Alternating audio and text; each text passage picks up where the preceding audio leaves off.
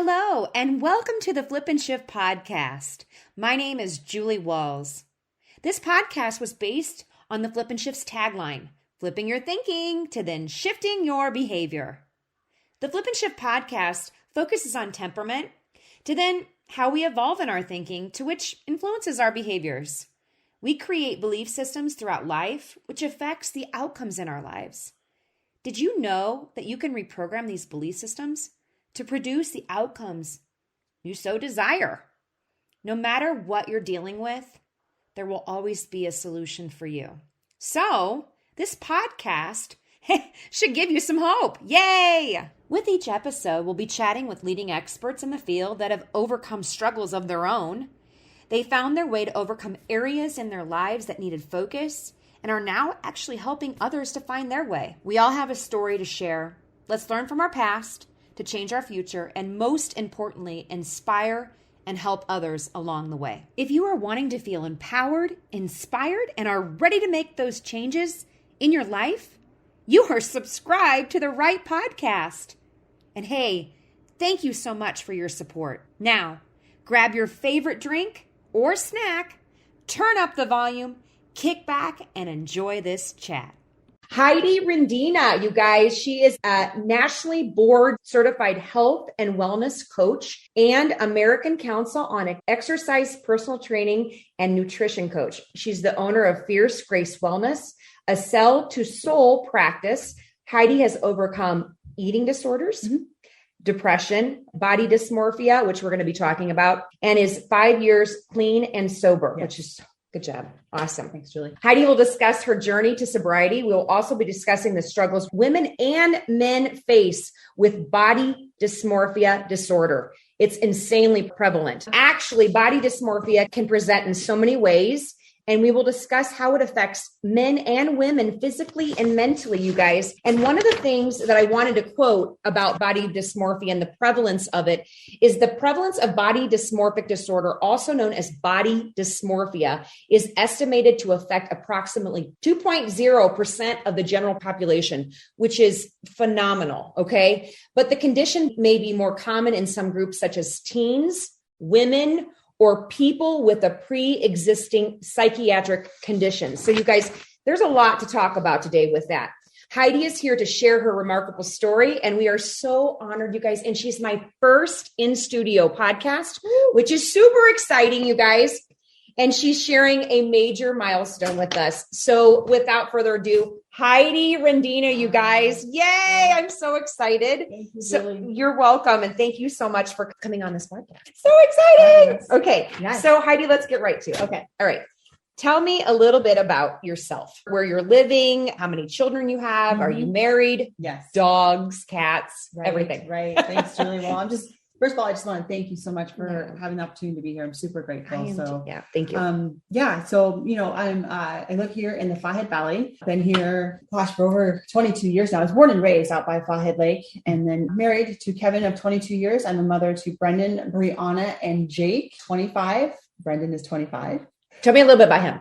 Brendan James. Well, we're going to go into something. James on that. Brendan Sounds James. like a movie star, you guys. Yes, and he does have a different dad than what Brianna and Jake have. So, and he's 25. He runs his own construction and drywall company here in the Flathead Valley.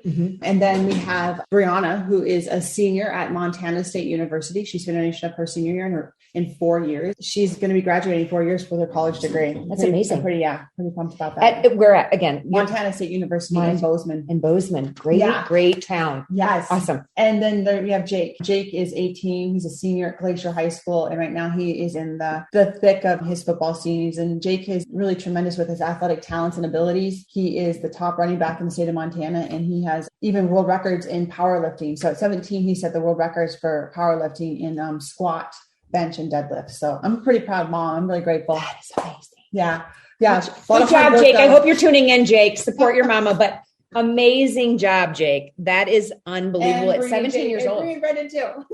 Yes, everybody, every single person in her family. Okay, and your husband is Kevin, and he's a pretty amazing chef. He is. There's so much talent, you guys. Born and raised in New York. Yes. And so Long Island, I've never been to where he lives yet. And then he went to culinary school, and he's a professional, college executive chef. And so he's got quite the artist. It's an artist, right? Like I go follow a recipe. He goes into a fridge or a cupboard and comes out with this magic. It's like unbelievable what he can create. I think they're like chemists. Don't you think? Oh, it's unbelievable. Like, how did you do that? Right? I know. The sauces. I like to go in and grab my macaroni and cheese. Heidi's going to kill me because she's actually my personal trainer and coach.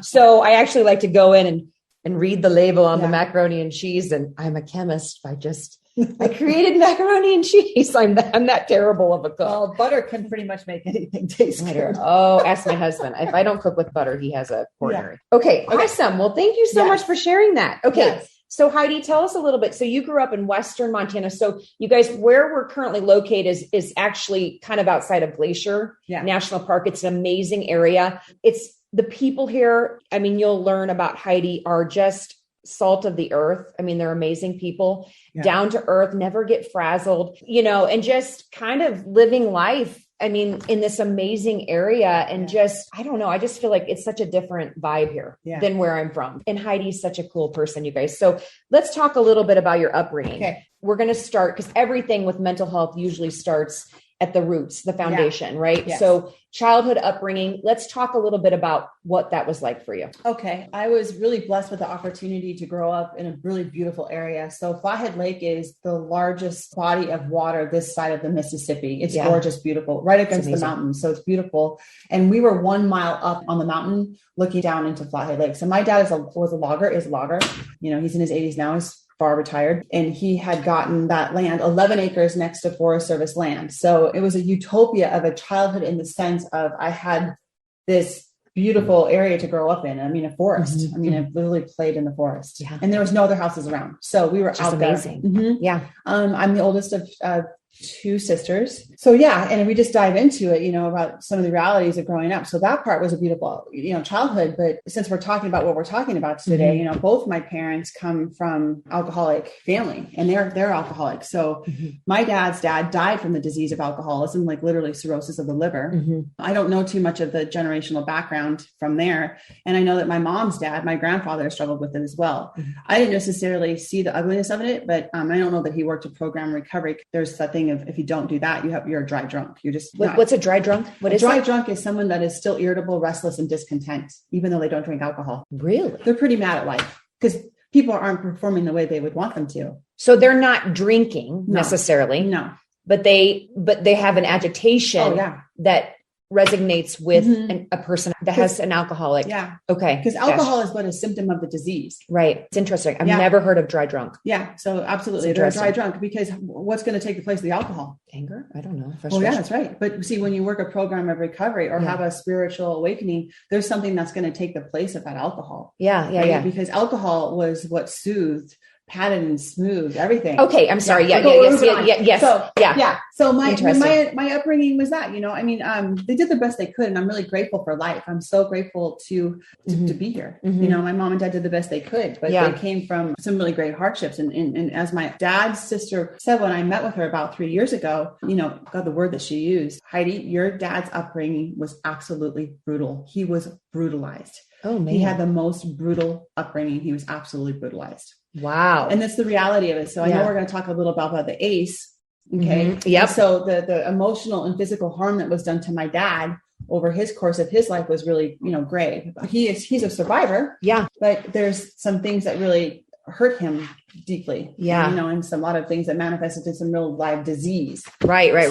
Anyhow. And for those folks that are not familiar with the ACE study, it's the Adverse Childhood Events. It's a study that took place over several years. Unfortunately, I don't have do you have the thing right here? Okay. So, and I think it's really important because people do not recognize the absolute importance of this study. I mean, we're talking from 1995 to 1997. They utilized over 17,000 participants and they looked at different traumas. Now, we all kind of look at what trauma is and it can be, it's just some sort of massive devastation event, but trauma can be emotional trauma. I mean, it can be anywhere where you're dealing with a parent that's, has narcissistic tendencies. There's a lot of emotional abuse. There's, physical abuse, sexual abuse. There's all sorts of things that happen in our childhood because we're so vulnerable, right? I mean, and so the study was so important because what it looked at was outcomes later in life in regards to, alcoholism,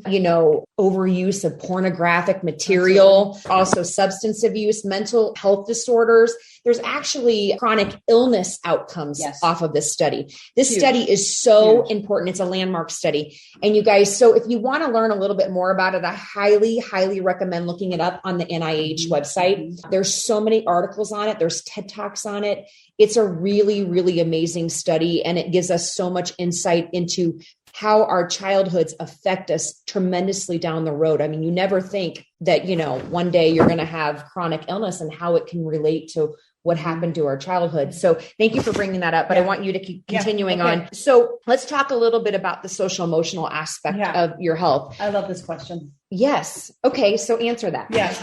What Julie's asking here is she's asking me to talk about the impact of my social emotional health, the development as well as emotional coping skills. Yeah. She's asking about self-image, coping skills, compartmentalization. Yeah. Right. And then this word right here, reactionary versus proactionary response. Holy cow. No shit. Right. So, coping skills, emotional intelligence, waking up to be who I am today. I came to the table with very little. Both my husband and I really didn't have that much emotional intelligence because we both came from parents didn't really have those skill sets at all. Right. And we were of ourselves. We were going and doing, making life be the way that we wanted it to be. Mm-hmm. So, knowing what I know now, the alcoholic is a very selfish and self-centered person. Right. And only if the rest of the world would get the memo, everything would be great. Right. Right. So that's a great way of explaining. So it's, that's just a lot of it. And so just even more of that, my coping skills were little to none. So feelings and emotions, right? I was taught and become a product of our environments. I was taught on how to manage my feelings and emotions with alcohol. Yeah. Doing and going and being. Yes. Always this perpetual. If something came into our presence, it was always kind of like the sky is falling. It was always kind of catastrophizing, and it was always reactionary. There was no proactionary response. Right. So that's that. That is so true though. I mean, truly. And unfortunately, if we have parents that, alcoholism is so prevalent in so many different families, I really do think it's so, unfortunately, it's like a pandemic. And for sure. But so is so many things the obesity rate. That's a pandemic. Let's talk about that. Yeah. I know. Well, and the thing is with alcoholism, and I can speak because I always like to try to find commonality pieces here. So, my family has alcoholism in it, going way further back. Mm-hmm. So my grandfather, he actually passed away from alcoholism. Yeah. He died I think in his 60s, which is a pretty young age. It is. And then my mother and all of her siblings were the product of that. And, my mother was really cognizant of anything alcohol related because it scarred her. It was very traumatic. Yeah. But, unfortunately, if that's not dealt with, meaning if you are the product of an alcoholic, it's not dealt with. You're carrying around, I'm just going to say it, a ginormous shit bag of stuff. Yeah. Right. Fearfulness, perfectionistic tendencies, people pleasing. Yes. And then you become codependent. And I'm not saying that my mother is, but there are codependency factors. Yeah. And then you have these byproducts, right? Yes. Myself, my brothers and sisters. Yeah. And then there's things that come up, that we've dealt with in our lives. And I'm only going to speak on my behalf, but codependency has been a part of my life. And, you look at that and you're like, okay, well, how does that break out? Emotional codependency. Mm-hmm. So I struggled with that and I had to get the help with that, but I don't want to take away from your story, but I do think thank you for sharing. It's interesting how it doesn't, even if you're not drinking, if you're not a drinker, right? And even you're like, oh, I can control my alcohol. Look at other facets in your life. How are you emotionally codependent? Mm-hmm. How are you dealing with everything, the adversities that come up in our lives, the struggles, right? The challenges we face. And you hit the nail on the head. That it's how we deal with that. Mm-hmm. And there is a link to the ism piece to that, which I think is really important that you touch point on. Yeah. So thank you so much for that. Okay. So let's talk then. And I want you to bring up one thing. We had a little bit of a pre-chat prior to this discussion today about the idea of introduction of alcohol. And I want you to touch point on that. Oh, yes. About being a baby and what. Oh, yeah. I love that. Okay.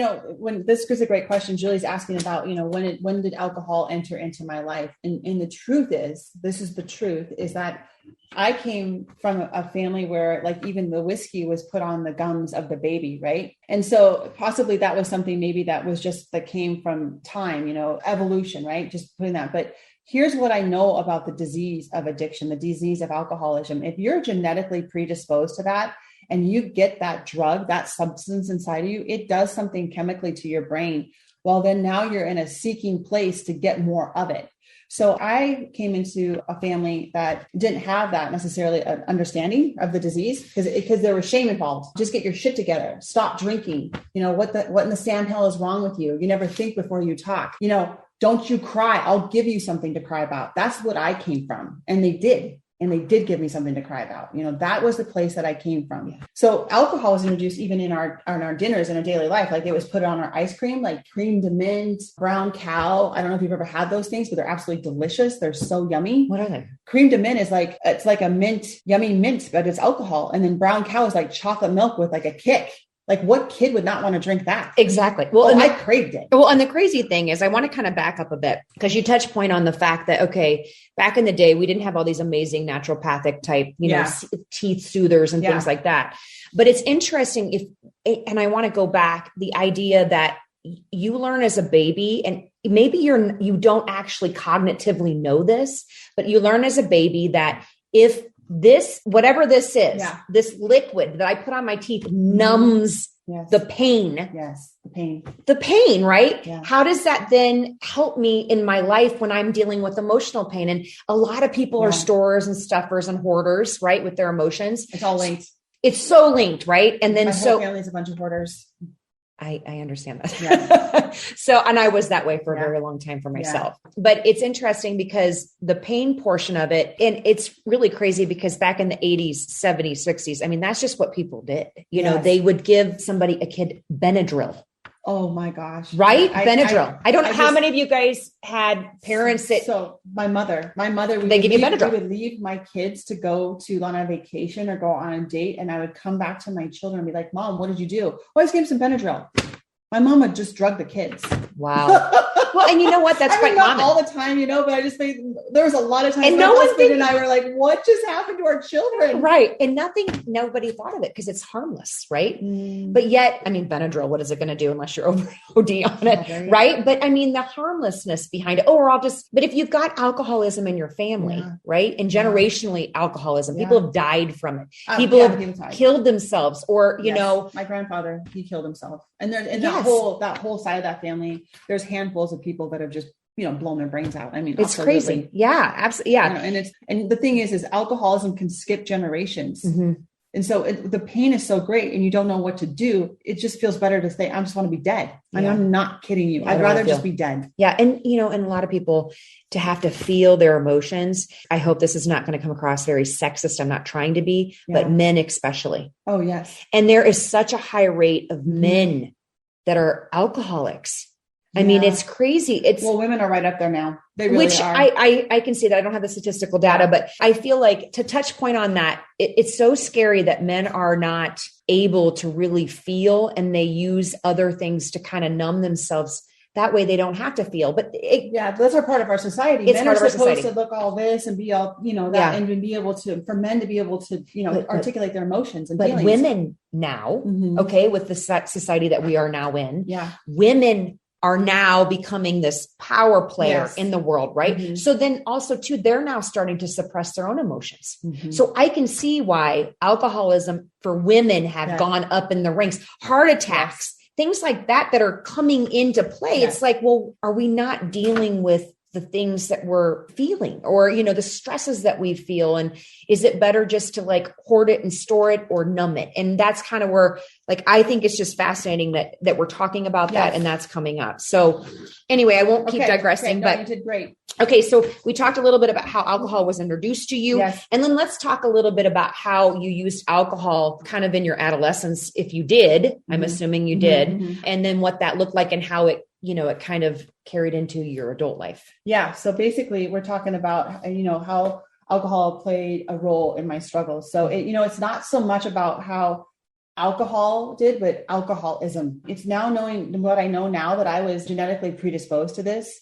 And so, alcohol is but a symptom of the disease of alcoholism. So it really rests in our mind. It's literally in a level of, mental illness, insanity. So the struggles were great. So one of the moments I have in my life I would love to share is like, I was very young, and I don't know if I was maybe about 8 or 9, and I was just really in so much pain, meaning like I was in pain mentally, I was in pain physically. I just didn't understand why I was so much in so much pain. And I rode my bike from the top of the hill all the way down when we didn't have to wear helmets and to the Flathead Lake on that dock. And I sat there on that dock and I looked across Flathead Lake, those gorgeous mountains. And I said, God, why is everything so painful? Why do I feel this way? And I was just bawling, like hot tears coming down my cheeks. And I heard a voice and he said, Heidi, one day you will know love and you will be loved. And he gave me a vision of my life today. I heard that voice. It was like a boom. Wow. And I would just like, and I sat there and I still cried and I still had to go what I had to go through, which was a lot. But, I guess the point is the struggle is that I always felt isolated. I felt very self-conscious. I felt, how alcohol is a social lubricant, right? Mm-hmm. Yeah. So I always was like, I don't know how to be within my own skin. And when alcohol came into my being, I was capable of just like, hey, walking through the door. How you doing? How's it going?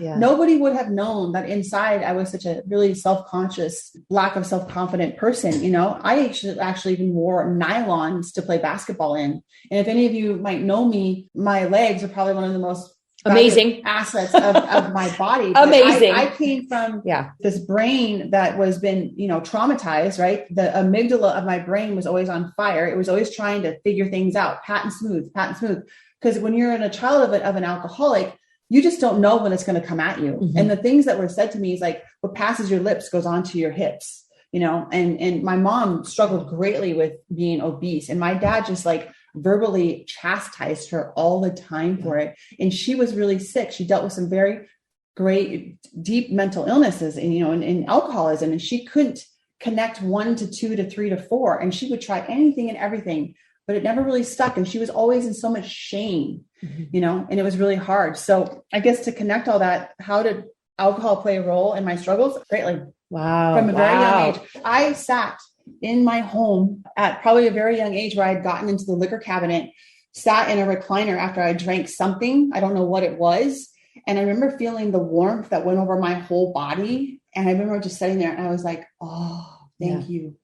I no longer feel any pain. This is great. And I just could feel everything else outside of me moving around. Mm-hmm. And I felt good. And you know what's so crazy, Heidi, because I just wrote down a couple points, and that's the thing too, is, speaking to the folks that are listening in, it's interesting because we think about the sociability of it. Mm-hmm. We become braver. If we're that wallflower, if we're internally, struggling and we don't have the self-confidence, and we look at our kids, right? Yeah. So, kids get in trouble for going to parties, right? Yeah. And drinking and everything else. And I wonder sometimes, do parents ever stop and think, they want to yell at them, right? Mm-hmm. I'm a parent, you're a parent. Mm-hmm. They want to yell at them and be like, how could you do this? How could you embarrass me? How could you make such a stupid mistake? But if we stopped as parents and had a discussion with them of like, why did you feel the need to drink? Is there things that we need to work on as far as like self-confidence? Well, Judy, if I could say, if I was that child right now, I'd be like, well, you do it, mom, you do it, dad, you're drinking. Yeah. And it's okay. And it makes you feel braver. You're a different person when you're drinking. And I like that. And I want to be that. Right. So, I mean, our children become a product of their environment. A study. Right. So, I mean, even the socio-economic part, like even the money part, right? I mean, all parts of it, that we become a product of our environment. I sit back and wonder sometimes, like, how does that guy have that $1 million home? Right. Right. Where we're all God's children. So I can do these things, but there's some spiritual experiences that have to happen. You know, the laws of attraction that have to come into place for these things to happen. And so I think that, you know, a child, if they're around the environment of alcohol and they see their parents coping through the day with using alcohol, even though they may not be alcoholic, right? They could be predisposed to it 100%. And they just don't know. Yeah, absolutely. Because how do we find the relief to the overwhelmed of life? Yes. Amazing. Okay. So I want to talk a little bit about what was the moment that you recognized that you had a chemical dependency, number one. And was there a pinnacle moment? And then if so, right. And if there was a pinnacle moment. And then, you know, kind of what did you do? Okay. Well, so, I mean, there's 4 stages of the disease of alcoholism. And once you pass the third one, it goes into the brain barrier and it's donezo. You know, I didn't know this. I fought tooth and nail like any alcoholic does, right? Because no person wants to be bodily different from their fellow man. Oh, yeah. Even though I knew I was. Good. Yeah. Say that one more time. No human being, no person wants to be bodily different from their fellow man. Now, Julie, this is not mine. That comes from the big book of AA. Sorry. Okay. Love it. Quote. I've gone to probably 1,000 meetings now. Okay. And, so I have some that's in here, and thank you God for that opportunity that Bill Wilson and Bob could write this book in 1938 and save millions of people's lives throughout the world. Billions. Yeah. Thank you. Billions. So, that's amazing. I also want to say that their book, and all the steps kind of wrote what the behavioral conditioning responses, how to heal yourself, basically, how to recognize, how to go through those different stages of anger, betrayal, grief, everything. That's all part of the human conditioning experience. I feel like it's the foundation of psychology. I don't know. Beautiful. That's my opinion. And as you get far, if you have an opportunity ever to, anyhow, it coincides a lot with, I mean, I'm going to talk about it, the Bible. You read in there, and there is spiritual truths and principles that guide you to be a good, decent human. Right. Boom. Absolutely. You know? So when did I realize that I'm struggling with chemical codependency? Whole life. But you know, it takes what it takes. Jails and institutions. Okay. Which is the truth. Okay. So let's have a truth talk, a truth bomb. Yeah. Was there a pinnacle piece to jails and institution in your life? Absolutely. So, you know, I mean, we have this, and that's my goal. You're going to ask me what's my hope rope and all that. And I'm really grateful to talk about that. But I hope to just blast some of this out, because we all have these facades in our lives, right? We all try to look the part. And I was trying really hard to look the part, but alcohol had got me. And now I couldn't even drive without being under the influence. So my second DUI was child criminal endangerment. Terrible. Yeah, that'd be hard. I was doing 35 and then 25, and my son Jake was in the car. He was 11 years old at the time. That nugget, that is just a beam out there in the world, saw his mom get arrested, handcuffed, and I was in jail for 4 days. Wow. And by the grace of God, you know, I was able to get out. I don't know if anybody's done jail time, but it's not any fun. It's awful. Yeah. It's just, I've never done jail time, but I've heard stories. You know, I come from a family that has done some jail times, you know, like, oh, it's no big deal. This happens, you know, and you're like, what? Yeah. Oh my God. But then I got a lawyer who said, you know, Heidi, you got to look right in the judge's eyes. So you need to go to treatment. So I just Googled whatever and found a treatment place that was Grace Recovery. I like the name Grace. Yes. And I thought it was great. Our insurance took, and I went, but it was a shithole in Tacoma, Washington. Knowing what I know now, I would give myself the Malibu place or a Hazelton place, like a Betty Ford place, like a 3-month treatment place where it's really nice. Yeah. But I went to a shithole called Grace Recovery in Tacoma, Washington, like in the hood. It was a crack house where I literally, this house mom person that was like, you know, where I did work and have raised 3 children, but I was drinking. I watched people come off of heroin, meth, cocaine, right sitting next to me. It was something that blew my fucking mind. Okay, hold on. But let's just say this. Let's say you went to Malibu. Yeah. You wouldn't have had that experience of like this, this can get really bad. Okay, right. And here's my crazy. And this is my crazy. This is where I was crazy. I would say to the alcoholic next to me, as we were being schlepped to different meetings, because we were always put in this white van. I called it the druggy buggy, to different meetings every day, like NA meetings and AA meetings. And I had no business being there. If only these people would just figure out their shit and get their life together, they'd be fine. Mm-hmm. That was my mindset then. Mm-hmm. I didn't have a problem. Okay. They had a problem. They needed to figure out. I was fine. I just had a problem. I just had a mishap. Why am I here? Yeah, right. Why am I here? Right. Yeah. So with that, then I sit there in this place for 3 weeks, and I say to the fellow alcoholic next to me, going, you know what you and I do? We just drink wine or beer. That's like made out of grapes and hops. Mm-hmm. These people over here are putting chemicals in their body. They have the problem, right? And you know what's interesting? I know. I know. But also too, it's so funny because there's so much shame in it. And you always think, oh, the alcoholic is the big drunk at the townie bar. You know what I mean? Oh, right. And really, honestly, now I will tell you all, it's the housewife. Yeah.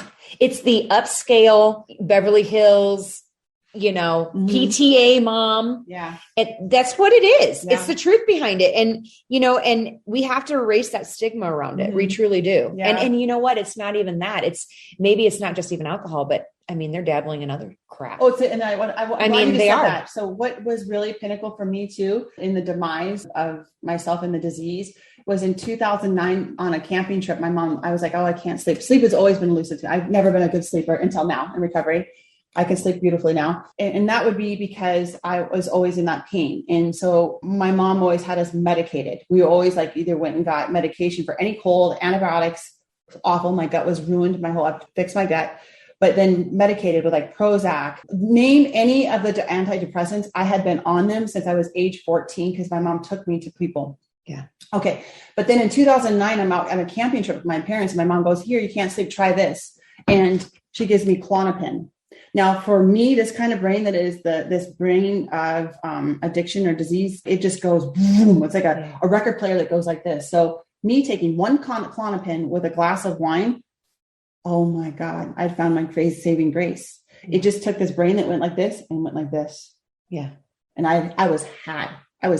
So that I had to get off of that first until I could get off of alcohol. And that's a prescription medication. And the doctors slept to me all the time because I would go to them and be like, oh, I feel this way. Oh, here, would you like a prescription? Yeah. And even if I would go to a doctor at one point, I said to him, this is how I feel. I just can't get everything together. And he goes, Heidi, maybe if you just ran 5 miles every day and had sex every day, you'd be great. But since you probably can't do that every day, here's a prescription for Toradol or Prozac. It's unreal because I have so many friends and, people that I know of that they go to their doctor and, instead of this is what pisses me off. I'm just going to say it. Okay. This is what just pisses me off is that instead of getting an intervention type system set up or we're set up to fail. We're set up to be doped up, Klonopined up. And let me just tell you, I will be completely honest with you. Klonopin, that and Effexor, those are some of I worked in pharmaceutical sales. Okay. Yeah. So the fact that people get on these so laissez-faire and their doctors are so, you can go on it for a couple months and come off. No. That's bullshit. No. Okay. Ask any person that's been on Klonopin and they have these withdrawals when they're trying to get off of them. The other one is Paxil. Paxil is another one where you try to get off of it. And it's literally like you're going insane and it's so under the rug. So what you end up doing is you end up getting back on. It's a vicious cycle because your receptor sites are getting completely replaced by these synthetic, in whatever they're called, neurotransmitters, synthetic chemicals or whatever. And you're on this vicious cycle and all you are doing is truly just numbing yourself. And eventually when the Klonopin runs out, you'll start adding other things. It's just the way it goes. Yeah. And it's really sad to hear that. And now they're doing that with kids. Yeah, it's addiction. They're feeding into the addiction cycle. So the fact that they give these statistics on addiction in general, I think is totally it's bullshit. Yeah. It's way higher than that. And now it's trickling into our children because that's the first thing they want to give them. A kid comes in and presents that he's depressed or sad. Instead of getting to the root of it, asking the parents, having an intervention, they immediately here's your Effexor, he can't sleep very well. Okay, give him some Klonopin. Right? It's really, it's disheartening. So I'm glad that we're kind of bringing this to light. Okay. So we went to jail.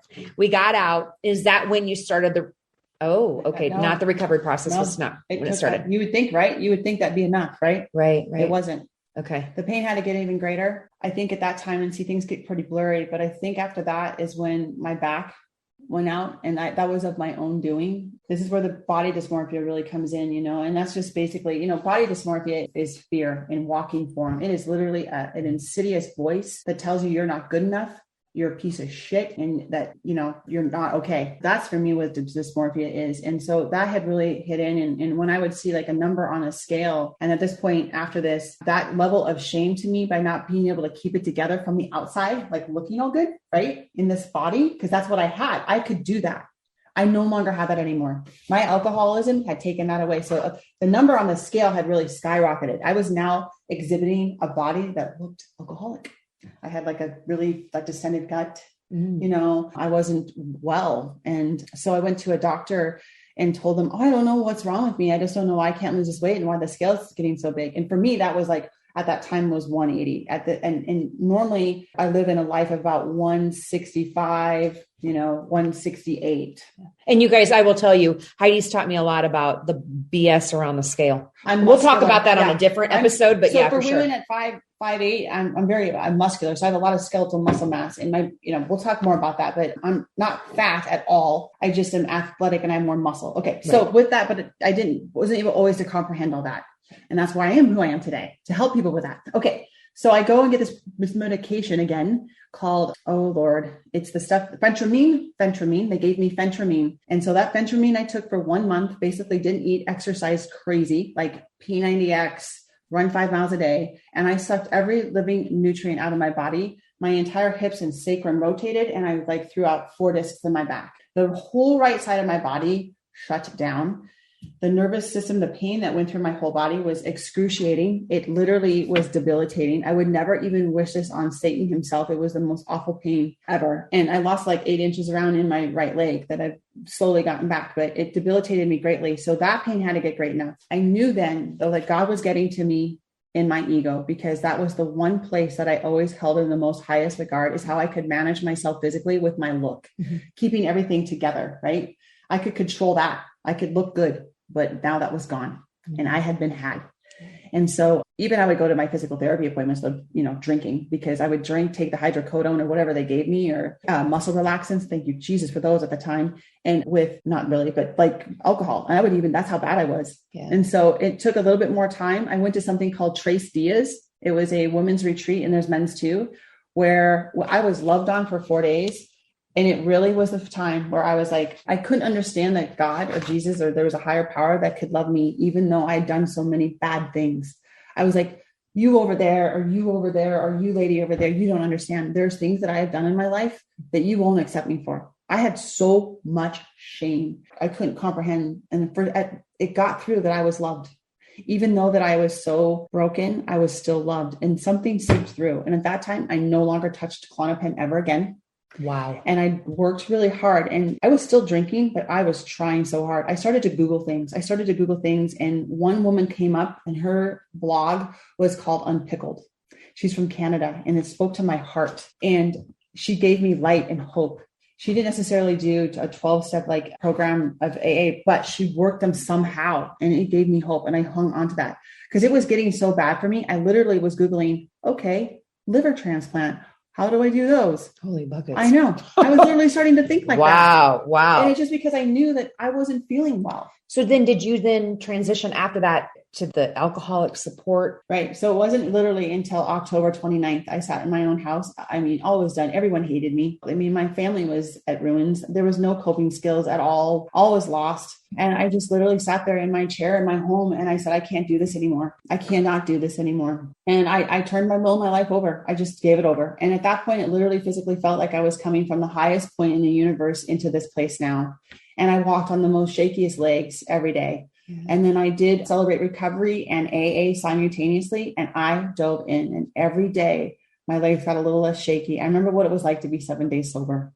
Wow. And everything was different, but it did get better. And I got a therapist. I got acupuncture. 2 people that saved my lives were my therapist and my acupuncturist. Right. Had to do that because my body fought it. My ego wanted me always to be this way, but my spirit had to go this way to be who I am. And my body would fight it. And my ribs would literally out of my back. Man. And my acupuncturist. And you know what? That doesn't even sometimes that doesn't even get to people. It's like, oh, I'm just broken. No, they'll repair me and I'll keep moving forward. I was fighting it. That's tooth and nail to get rewired. Yeah. I had to be rewired. New neurological pathways, like deer trails, had to be made in my head. Yeah. Like there'd be times when I encountered a situation where normally I would not be able to confrontation.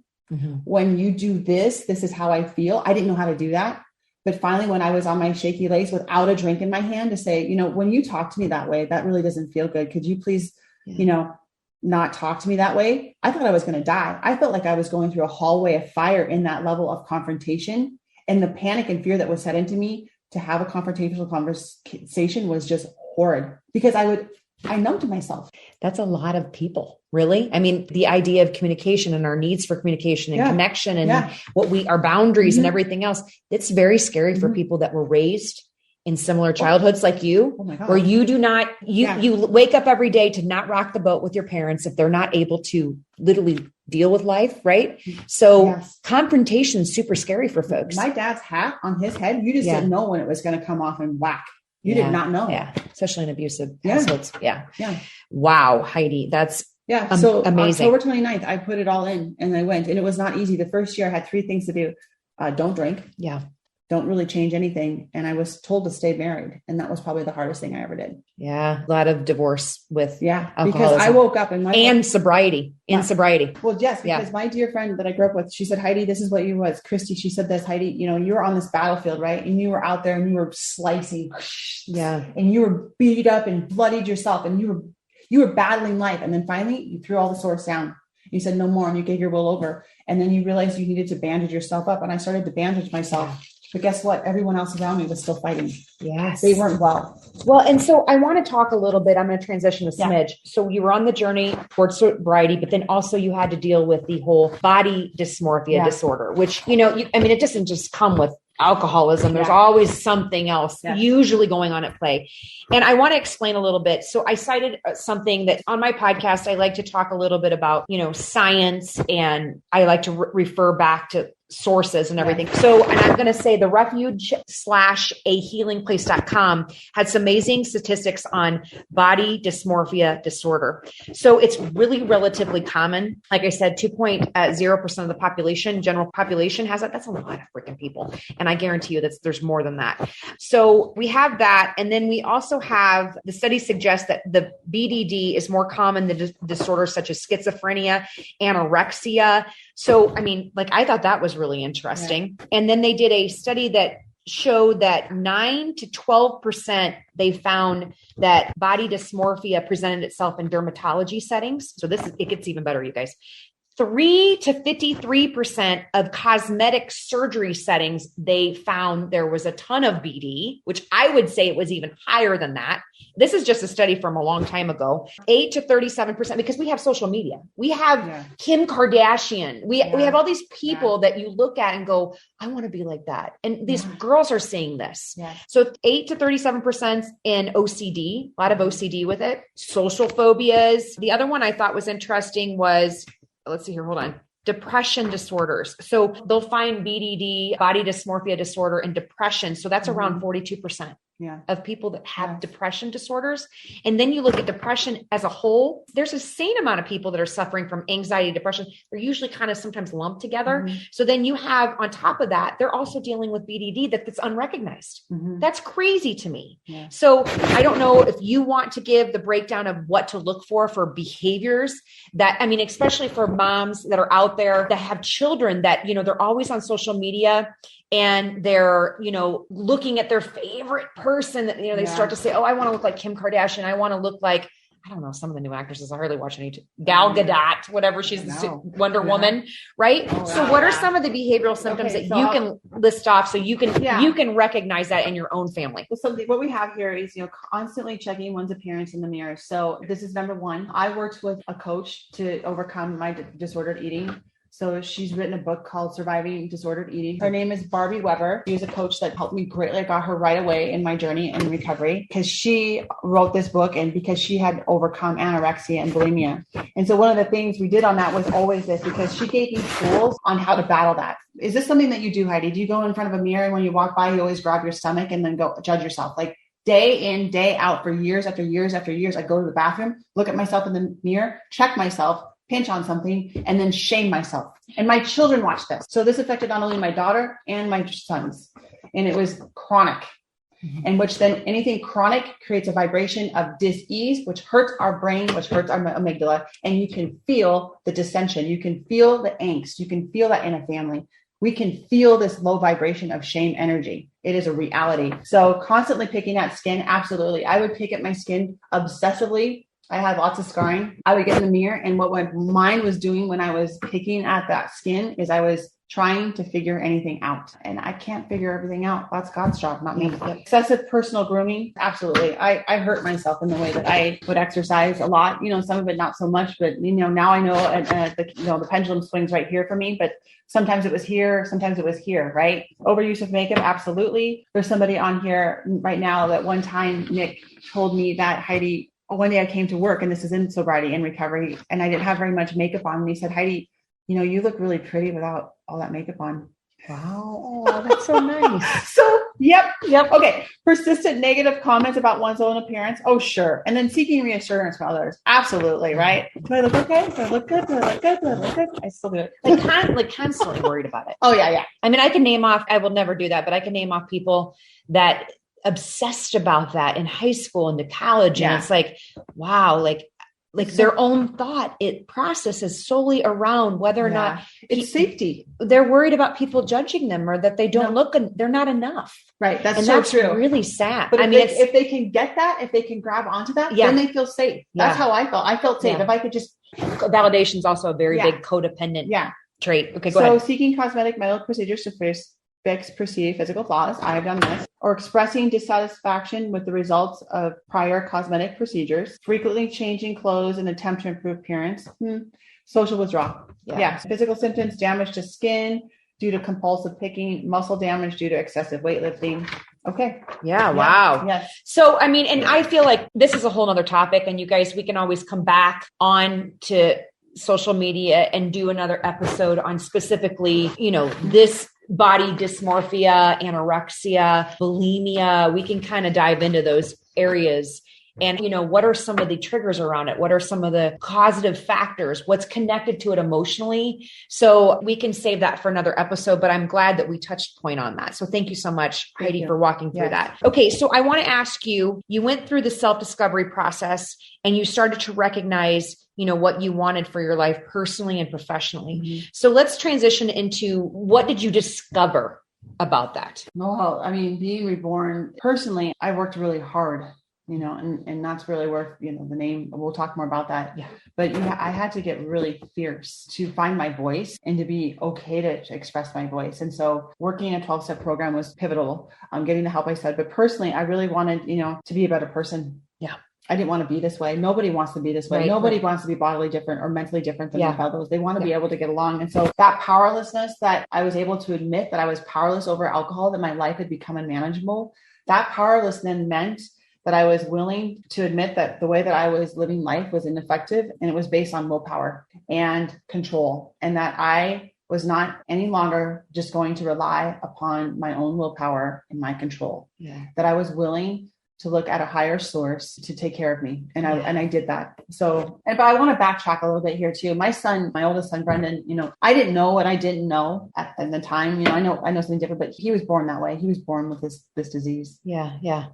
And so he struggled greatly his whole life. And there's a genetic. And he was abandoned. He was abandoned by me. And because I dropped his dad's hand, and went to my husband's hand now. And he was confused. He's like, what is going on? It wasn't functionable. There was absolute emotional neglect. I was selfish and self-centered, only thinking of myself at the time, but I didn't realize that. And so in my journey, I would look at my son, Brendan, and go, God, what is wrong with him? Why can't we get him? Everything, we tried everything, name it. And, that's again, I heard this booming voice. Heidi, you can't do anything for him if you can't do it for yourself. And I did. I got help. And so as time happened, we got him help. And now he lives this awesome, amazing, beautiful life. And he is functioning and whole. And it is awesome. And that is 1,000 prayers answered. That's amazing. I love that. Is awesome. God is good. Okay. Professionally, do you want me to talk about that? Yeah. I want you to talk a little bit about, so Heidi's practice is called Fierce Grace Wellness. It's a cell to soul practice. So I want you to speak upon, you obviously kind of gave a little bit away about the grace. That's where that came from, right? But I want you to speak upon where you came up with this idea and the why, as to why did you feel that this was your calling? I've always wanted to be in this arena, to be able to be of health and wellness, to give that light and to help people to be there. And it really was a piece always in my life. So being able to have exercise, I love exercise. It really is the feel-good drug that creates this dopamine in our brain, the endorphin, serotonin. It really is that pill, that magic pill that we're looking for. And I knew that. I always had that. I love it. I love to be vitally alive and awake and aware and be out there in the world, being in it. This planet that we get to be on, holy cow, it is freaking awesome. And I want to be able to participate. Okay. So fierce grace, and fierce is, we have to act with intense force to receive elegance and beauty of life. So we all want to be able to effortlessly fit into our genes. We all want to have this place of, but to get there, we got to do some kick-ass work. We got to work hard. We got to show up. We got to have these feelings and emotions really got to move to the side, and we got to do, which is faith in action. So we got to do some of the hard work to get there. There's some non-negotiables to who we are as a human being that we need to do to take care of ourselves. And that's our job. That's our responsibility, to take care of ourselves. And if we can't take care of ourselves, we can't take care of others. So God wants us to be that way. He talks about that in scripture. Take care of yourself so you can be there for love and light for others. And this is what it really means. Fierce Grace Wellness is truth in its purest form, making every cell in our body tingle. The overall sense of self becomes confident in grace. Our ultimate mission as a member of the species of Homo sapiens is to reach back to the untainted time when we were of an embryo, all capable, all wise, all knowing, and become comfortable with that magnitude of responsibility. That's Fierce Grace Wellness. That is awesome. That gave me tingles. Yeah. I'm telling you guys, she's amazing. If I can do it, you can do it. That's exactly. I just want to say how much I love you, because the fierce piece of this, everything that she said about being fierce and how she coaches and how she busts your ass in sessions. Yeah. It's about, do you want to make some choices to improve upon your health and how you feel about yourself? Then let's get to work. So I have personal coaching experience with her. She is my coach. So Grateful for that. I am too. We have had a phenomenal, how many months now? Oh gosh, we're 7, 8, 9. 7, 8, 9 months. And this is where we're at. It's unreal. Yeah. It truly is. Yeah. I feel very blessed. And here's the thing. Once we're done with taking that action, we can rest. Yes.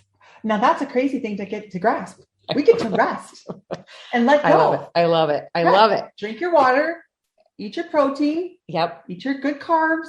She gives you grace. And the other piece of this is, as speaking from personal experience, she understands your limits. She understands your potential. So she gives you that window of grace of well, I want you to make the choice. Do you want to go up in weight? Do you want to do this? Do you want to do that? And it's not you're going to do this. No, because here's the thing. If you've come from a place of trauma, we got to acknowledge that, because about a year ago, employed a bodybuilder to be a trainer. And I'm sitting there doing some of these lifts. And one of the girls comes by and says, yeah, just go for it. Just go for it. I stopped and I said, no, I will no longer speak that way to myself. I hurt myself that way. I'm going to do the best I can. And that's enough. Yeah. Of course I go harder. We want that grit. We want to, definitely as a health and wellness coach, my job is to elicit that fighting spirit in you. Absolutely. But we don't want to hurt or harm ourselves anymore. We are not going to neglect ourselves anymore. We are important and we're enough just the way we are. We just need to go 1 inch farther. Vince Lombardi, who took the Green Bay Packers from a 15-year losing streak, and he said to the Green Bay Packers, you're good enough. A 15 losing streak. He said, you're good enough just the way you are. I just want you to go 1 inch farther. Okay. That's it right there. There's the money in the bank. And that's what it is. Just go 1 inch farther. Just try 1 inch harder. And if you screw up, take the gloves off and just don't lose your shit and go 17 steps back. Just start again. Yeah. That's called an iterate mindset. That's called resiliency. That's not willpower. That's called self-discipline. And you must build that just like you would a bicep or a tricep. It's called action. Awesome. Okay. I love it. Okay. I love it. Okay. So as you guys know, she has a type of client. I'm one of her clients. Can you explain a little bit about the type of client that you work with? All kinds. My youngest client right now is 15 and my oldest client is 78 and anywhere in between. I helped my son, Jake. My husband and I both did. We sat with him when he was a freshman in high school at 160 pounds. He now walks on earth at 240. And that's 4 years later. Did an in-body. I said, okay, at this 160, this is what you're going to need to eat for your protein, carbs, and fats. And this is the kind of workouts you're going to need to do to build 40 pounds of muscle. And he did it. He was reasonable. He was able to go. Okay. And so now, and anyone in between that has any sort of chronic disease. So some of my clients might be, let's say 300 pounds, but they need to lose 40 pounds before the doctor will give them a hip replacement. Absolutely. We can work together. And I have people that are in the later stages of life that just want to be able to continue on and take good care of themselves. So I've worked with my therapist and she said, for sure, Heidi, you are capable of working with 4 different levels of people because we designed it. Yeah. And I do. So I'm really grateful for that. That's awesome. Okay. Let's move forward toward my key questions. Yes. Okay. So everybody knows that on my podcast, I always ask the question, what inspires you? I thought about this a little bit, and there's just to wake up every day is inspiring. I used to hate the birds. So waking up every day, I'm just grateful. And every day is like, I get to eat cake and choose what kind of frosting I want to put on it. And I'm not kidding you. And that's for anybody. We can have that kind of life. God tells us we can have that kind of life. And I have that life. And I'm not perfect by any means. It's progress, over perfection. And some days are better than others. And sometimes all I have is, I didn't pick up a drink. But that's really far and few between now. 5 years, this brain's pretty well rewired. And I'm really healthy and well. And so what inspires me? My kids, my husband, you, Julie, everybody, just to be part of the human race freaking inspires me. I just love to be vitally alive and awake and aware. I want to be of use. That's amazing. I want to see the planet too. That's awesome. I want to go to Australia. I want to go to Fiji. I want to go all these places. That's awesome. Yeah. Time, space, life. I love it. Space, time, all of it. Yeah. Okay. Then my other question is, so we may have somebody tuning in or listening to this podcast episode later on, and they are really struggling. They may wake up every day with self-hate. They may wake up every day in an abusive relationship. Yeah. They may even be a kid in high school that, has witnessed their parents fighting or drinking or, they're even abusive to them. Yeah. And you walk down this road. Yeah, I have. So what could you give them as far as a hope rope goes? Yeah. What message would you give them? Well, this might be a little hard to hear. It might be the opposite of what we're thinking you're going to hear right now, but this is what helped me. And then there's another side of it. So there are people who have grave emotional and mental disorders, but if they have the capacity to be honest with themselves, they will recover. It's on your side of the street. You're going to have to choose you. You're going to have to choose to be willing to be honest, to say, I need help. I got something here that's not working right and I need to seek help. And then by talking like this, we can blast out the stigma of blame and shame and know that there is literally dis-ease here. You didn't ask for this. I didn't ask to be an alcoholic. At no point in my life was like, yay, raise my hand. That's great. I was like, that's how I want to be. No, but I got to say, you know what? I got a problem. I have a disease of self against self, right? But I now know that I'm not alone. So that isolation that you feel, you're not alone. There's no one out here right now that's by themselves. I guarantee you. Right. That absolute thinking, like all or nothing, is screwing you to death. You reach out, you get help, you get support. There is so many 12-step programs that are out there for all kinds of things. And there's coaches galore. There's therapists galore. And, you want to make sure you're going to go to somebody that has what you want. So the book, Think and Grow Rich, find somebody that has what you want, do what they do, you'll get what they got. So don't go to another drunk and ask for help. I love it. For God's sake. Yes. Thank you. Right? Yes. Go get a therapist. 100%. Yes. Stop dragging your feet. Just do it. Just do it. Awesome. Okay. Lastly, if somebody wants to work with you, like myself, which you can always reach out to me and I can direct you to her, and I will put all of her information in the comments. But do you have any programs? How would one work with you? What's coming up? Give us some ideas around that. So I love this because Julie is a go-getter to the core. She is amazing. And so everybody wants that, right? They want the program. They want to sit there and order on QVC and have it delivered to the front door and Amazon off their phone. Boom, it's here in 2 days. Woo! I have something to say about that. Like when you work with me, it is a very holistic situation where we sit down and we're going to get to some crux of things. There's going to be confrontational conversation, and anything you say with me stays with me. So I'm going to ask you questions of paint me a picture of what your life looks like. Tell me. We create a vision We create 3-month goals where you're going to be able to consistently be doing a behavior in 3 months from now. What do you want to be doing consistently? And then we support that with SMART goals, specific, measurable, action-based, realistic, and time-bound. And I will do my stretches from the physical therapist on Wednesdays, Fridays, and Sundays. I will drink 80 ounces of water. I will eat my breakfast, lunch, and dinner. I mean, that's where we start, because I guarantee you a lot of people are not doing these things. No. Okay. So that's how we begin. And so my program is that. And then from there, we branch off. Where else can we be supported? I'm now working right now to where in January, I'll be launching a 20-day reset program. Now that is going to be 5 weeks. I'm getting it all put together right now. So it's going to dial you in. It's going to have the menu. It's going to have the workouts. It's going to have everything that you need to know how to reset yourself. And it's going to be online. And then we're going to have once a week group coaching. And so that's going to be happening. I'm going to start putting that about mid-December to be purchased. We probably can only take about 10 people in. And so look for that. That's going to be fabulous. And then there's all different things that I'm going to branch out on that's going to be available online, so that we can do that. But right now I'm Zoom, I'm in-person coaching, and I go to people for personal training. So that's what I do. I've had a client that was all the way over in Netherlands, and we kicked some butt. So that's what we got. Yeah. Awesome. You guys. Awesome. Thanks, Julie. You are so good. We had such a good episode. You're you so guys, great. How many of you guys want her to come back? I want her to come back. And maybe we can ask you guys some fun topics that maybe you want to talk about. I do have some ideas. We've talked about some ideas about, maybe some women's topics. I think so. Even as parents, mothers, the guilt piece around taking care of yourself. Yeah.